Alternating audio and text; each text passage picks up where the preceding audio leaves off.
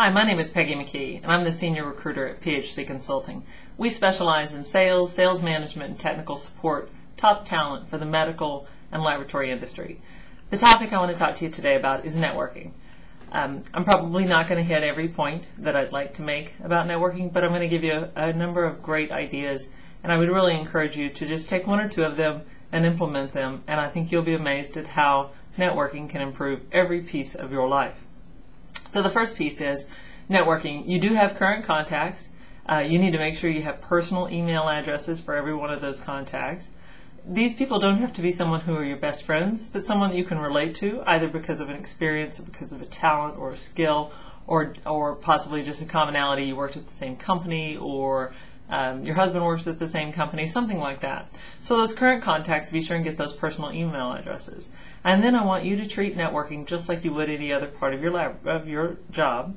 And what I want you to do is set aside some time to set in your Outlook or whatever time management system you use, that every 3 to 6 months you'll send an email to every one of those contacts. And that email will say something like, "Hi, this is Peggy. How are you doing? It's been a long time since we talked. Want to let you know I'm still at so-and-so company, still doing such and such job. If you need anything at all, please give me a call. If your personal email address has changed, please let me know that as well. Hey, here are my phone numbers if you ever need to get in touch with me, or if you want to give someone else my contact information in a way that I might be able to assist them." Okay, so that's the first thing. I need you to do that every 3 to 6 months, because what that's going to do is keep you top of mind.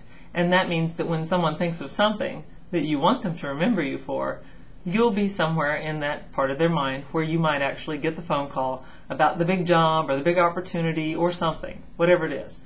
Then the next thing I want you to do is get more contacts. And you can do this through signing up for various social networks. LinkedIn is a very good one for professionals. Facebook, MySpace. I'm not so positive about MySpace, but maybe it's just because of my own experiences. But I have seen that within Facebook and within LinkedIn, there are some amazing groups where you can get posted on current blog postings, or you actually have meetings, groups, phone calls where you get on, and conference calls where someone is a subject matter expert, gives some information. They're really very powerful. And you might not believe it, but you need to be on those networks to be found by recruiters like me, who might have the perfect job for you, but we don't know you. So you need to get yourself out there. And you can always decline an invitation if someone extends a friendship offer or whatever, or you could, at another point, if you do accept it and then you find that they don't represent the kind of person that you want to be linked to, then you can always delete them from your network. So then, once you get those folks in your database, I want you to set up the 3 to 6 month tickler for those as well. And remember that personal email address piece, and that's very important for your past employers. When you leave a company, ask your boss if he'll give you a positive reference, if you can count on him for a positive reference, and then also get personal email addresses from him, because if he leaves the organization, I can't tell you how many times I've had candidates tell me they can't get in touch with a former boss because they have no contact information.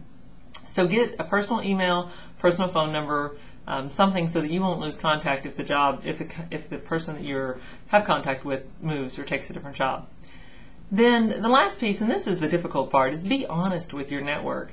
So many people want to give off the impression that everything is wonderful, that everything is great, that their job is great, their marriage is great, kids are great, all those things. And we all know that that's not always the case, not all the time. And so if you're not honest about where you're at and what situations you have, especially in the job area, then no one thinks of you for an opportunity. I had a candidate call me the other day, and he had just changed jobs. And I was amazed because he hadn't called me before. And he said, he didn't feel like, he didn't want to impose, or he didn't want to tell me how bad it was or what was going on. And then this other company came along and they made him an offer, and it was too good to turn down. Well, guess what? If he had worked with me or with other recruiters, he might have had 2 or 3 offers and actually had a choice to make.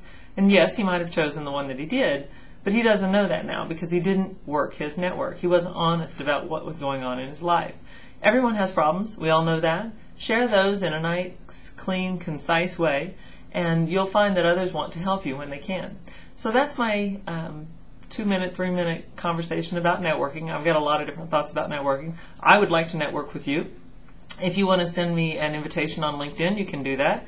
I'm Peggy McKee at phcconsulting.com. You can also email me at peggy@phcconsulting.com, or you can check out our website and learn more about us. Have a great day.